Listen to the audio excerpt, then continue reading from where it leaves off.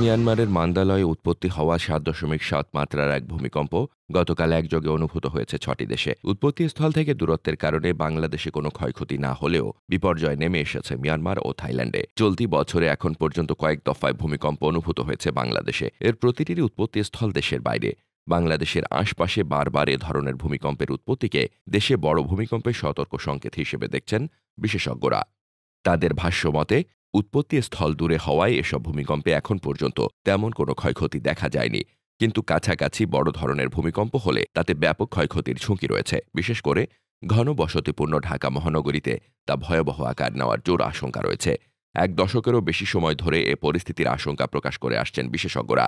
বিশেষ করে ২০১৫ সালের নেপাল ভূমিকম্পের পর এ নিয়ে ব্যাপক মাত্রায় আলোচনা শুরু হয়, কিন্তু এ ধরনের পরিস্থিতি মোকাবেলার মতো রাষ্ট্রীয়ভাবে ন্যূনতম কোনো প্রস্তুতি নেওয়া হয়নি এখনো। বরং দিনে দিনে ঢাকার জনঘনত্ব আরও বেড়েছে।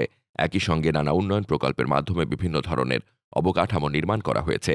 এতে যে কোনো উদ্ধার তৎপরতাকে মারাত্মকভাবে বিঘ্নিত করার জোর আশঙ্কা রয়েছে। চলতি বছরের জানুয়ারিতে প্রথম ৭ দিনে দেশে ভূমিকম্প অনুভূত হয়েছে দুবার। ৭ জানুয়ারি সকালে অনুভূত হওয়া ভূমিকম্পটি ছিল তীব্র। এর আগে ৩ জানুয়ারি হওয়া ভূমিকম্পটি ছিল মাঝারি মাত্রার। ৭ জানুয়ারি ভূমিকম্পটির উৎপত্তিস্থল চীনের জিজাং এলাকা।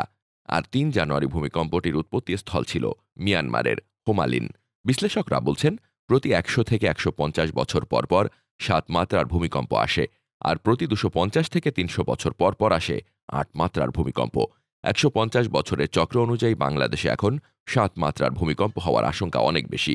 বিশেষ করে গত ৫-৬ বছরে এ আশঙ্কা আরও বেড়েছে।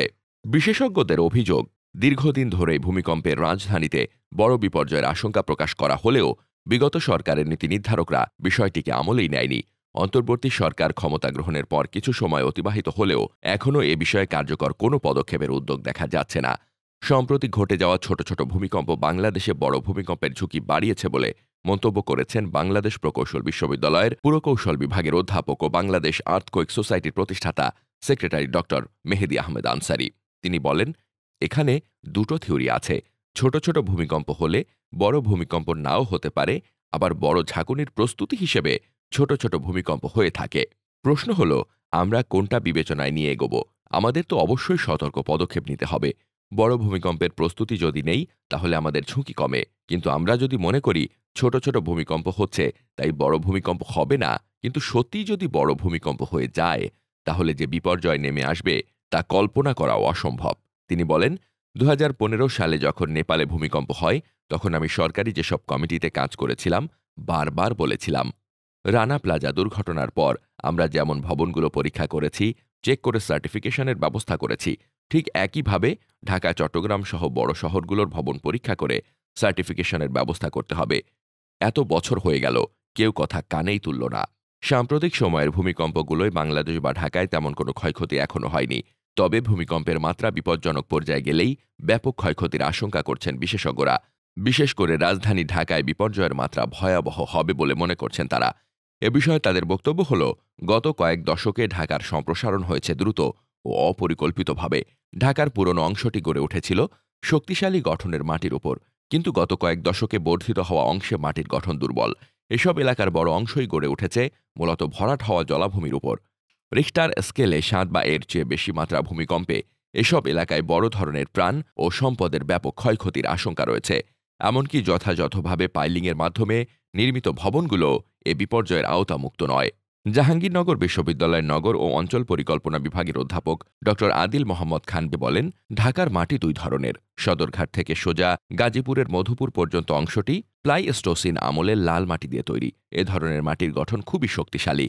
বুড়িগঙ্গা নদী থেকে শুরু করে পুরান ঢাকা, ঢাকা বিশ্ববিদ্যালয়, এয়ারপোর্ট, টঙ্গী, গাজীপুর ও সাভারের একাংশ পুরোটাই এ ধরনের শক্ত ভূমি। কিন্তু ঢাকার পার্শ্ববর্তী এলাকা, বিশেষ করে কেরানীগঞ্জ, হেমায়েতপুর, পূর্বাচলের একাংশ, নারায়ণগঞ্জের একাংশের ভূমি সাম্প্রতিককালে প্লাবন সমভূমি শ্রেণীর। এটি এখনও গঠিত হচ্ছে। বন্যা হচ্ছে, বর্ষার পানি বাড়ছে, এতে পলি দিয়ে এ ভূমির গঠন হচ্ছে। এখানে বিল্ডিং করতে হলে ৩০ থেকে ৪০ মিটার পর্যন্ত পাইলিং করতে হবে। এমনকি পাইলিংয়ের মাধ্যমে নির্মিত ভবনের ক্ষেত্রেও ঝুঁকি থেকেই যায়। তিনি বলেন, এমন পরিস্থিতিতে জনগণের নিরাপত্তা নিশ্চিত করা রাষ্ট্রের দায়িত্ব। ঢাকায় ভূমিকম্প হলে শুধু বিল্ডিং ভেঙে পড়বে তাই নয়, এখানে উদ্ধার কাজ করা অসম্ভব হয়ে পড়বে। বিশেষ করে যেসব এলাকায় রাস্তা সরু, সেখানে ফায়ার সার্ভিসের গাড়ি ঢুকবে না। ফায়ার সার্ভিসের ভবনও তো ভেঙে পড়বে। রাস্তায় যদি মেট্রো রেল পড়ে যায় বা এক্সপ্রেসওয়ে ধসে পড়ে তাহলে তো ঢাকায় রাস্তায় গাড়ি ঘোড়া চলবে না। ভূমিকম্পের সময় মানুষ যেন বাসা থেকে বের হয়ে ফাঁকা জায়গায় গিয়ে দাঁড়াতে পারে সে ব্যবস্থাও এখানে নেই। তুরস্কের বিল্ডিং অথরিটি ছিল চরম দুর্নীতিগ্রস্ত, ফলে সেখানে নিয়ম না মেনেই বড় বড় ভবন হয়েছে। তবে তুরস্কে অনেক খোলা জায়গা ছিল যেটা ঢাকায় নেই। এখন ভূমিকম্প হলে বিদ্যুতায়িত হয়ে অনেক জায়গায় আগুন লাগারও আশঙ্কা রয়েছে। তার মানে এ নগরী আগুন ভূমিকম্প সহ নানাবিধ ঝুঁকির মধ্যে দাঁড়িয়ে আছে। কিন্তু সে ঝুঁকি কমানোর জন্য কোনো প্রস্তুতি সরকার বা রাষ্ট্র নেয়নি। উল্টো আবাসন ব্যবসায়ীদের চাপের মুখে নতি স্বীকার করে বারবার নগর পরিকল্পনার ব্যত্যয় ঘটানো হয়েছে। সরু রাস্তায় বহুতল ভবন নির্মাণের অনুমোদন দিয়ে নগরীকে আরও বাসযোগ্যহীন করে তুলেছে। নানা পরিবর্ধন শেষে ৪০০ বছরের নগরী ঢাকার বর্তমান আয়তন দাঁড়িয়েছে ১,৫২৮ বর্গ কিলোমিটার। ঢাকার ২ সিটি কর্পোরেশন ছাড়াও এর সঙ্গে যুক্ত হয়েছে নারায়ণগঞ্জ, গাজীপুর, সাভার ও কেরানীগঞ্জের একাংশ। এসব এলাকাকে অন্তর্ভুক্ত করে ডিটেইলড এরিয়া প্ল্যান প্রণয়ন করেছে রাজধানী উন্নয়ন কর্তৃপক্ষ। সংস্থাটির দাবি, নতুন এ পরিকল্পনায় নিশ্চিত হবে নগরের ভূমির পরিকল্পিত ব্যবহার। ড মেহেদী আহমেদ আনসারী বলেন, এটা ঠিক যে জলাভূমি ভরাট করে বিল্ডিং বানানোর প্রযুক্তি আছে, ভালো পাইলিং দিলে সেটা হয়তো ভূমিকম্প সহনীয় হবে, কিন্তু তারপরও পুরোপুরি বিপদমুক্ত সে কথা বলার কোনো সুযোগ নেই। জলাভূমি ভরাট করে বানানো ভবন দেখা গেল ভূমিকম্পের সময় ধরাশায়ী হয়ে গেল। এমন প্রচুর উদাহরণ রয়েছে। এর একটি ক্লাসিক উদাহরণ হল মেক্সিকোয় ১৯৮৫ সালের ভূমিকম্পের ঘটনা।